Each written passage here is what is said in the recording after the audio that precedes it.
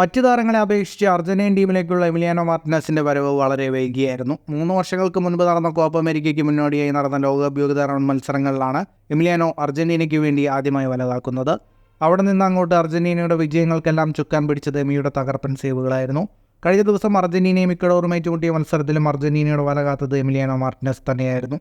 Argentine പ്രതിരോധം ഇക്വഡോറിന് അവസരങ്ങളൊന്നും നൽകാതിരുന്ന മത്സരത്തിൽ എതിരില്ലാത്ത ഒരു ഗോളിന്റെ വിജയം സ്വന്തമാക്കിയതിനൊപ്പം എമിലിയാനോ മാർട്ടിനസ് ക്ലീൻ ഷീറ്റും സ്വന്തമാക്കി. 28-ാം വയസ്സിൽ അർജന്റീന ടീമിനായി അരങ്ങേറ്റം കുറിച്ചതിന് ശേഷം പിന്നീട് ഇതുവരെ 38 മത്സരങ്ങളിലാണ് എമിലിയാനോ മാർട്ടിനസ് ടീമിന്റെ വല കാത്തത്. ഇതിൽ 24 മത്സരങ്ങളിലും താരം ഗോൾ വഴങ്ങിയില്ല. അർജന്റീന ടീമിന്റെ പ്രതിരോധത്തിന്റെ കരുത്തുകൂടി ഇത് വ്യക്തമാക്കുന്നു. ഈ സീസണിൽ പ്രീമിയർ ലീഗിൽ മികച്ച പ്രകടനം നടത്തിയ ശേഷമാണ് എമിലിയാനോ മാർട്ടിനസ് കോപ്പ അമേരിക്ക ടൂർണമെന്റിൽ പങ്കെടുക്കുന്നത്. ഇംഗ്ലീഷ് പ്രീമിയർ ലീഗ് ക്ലബ്ബായ അസ്റ്റൺ വില്ലയുടെ വല കാക്കുന്ന താരം അവരെ പതിറ്റാണ്ടുകൾക്ക് ശേഷം ചാമ്പ്യൻസ് ലീഗ് യോഗ്യതയിൽ എത്തിക്കാൻ സഹായിച്ചതിന്റെ ആത്മവിശ്വാസത്തോടെയാണ് കോപ്പയിൽ കളിക്കാനിറങ്ങുക. കോപ്പ അമേരിക്കയിൽ അടുത്ത കിരീടം ലക്ഷ്യമിട്ട് വരുന്ന എമിലിയാനോ മാർട്ടിനസ് അതിനുശേഷം ഒളിമ്പിക്സിലും പങ്കെടുക്കാൻ ആഗ്രഹിക്കുന്നുണ്ട്. ഫുട്ബോൾ ലോകത്തെ കൂടുതൽ വാർത്തകൾക്ക് വിശേഷങ്ങൾക്കായി സ്പോർട്സ് കഫേ ഇപ്പോൾ തന്നെ സബ്സ്ക്രൈബ് ചെയ്യൂ.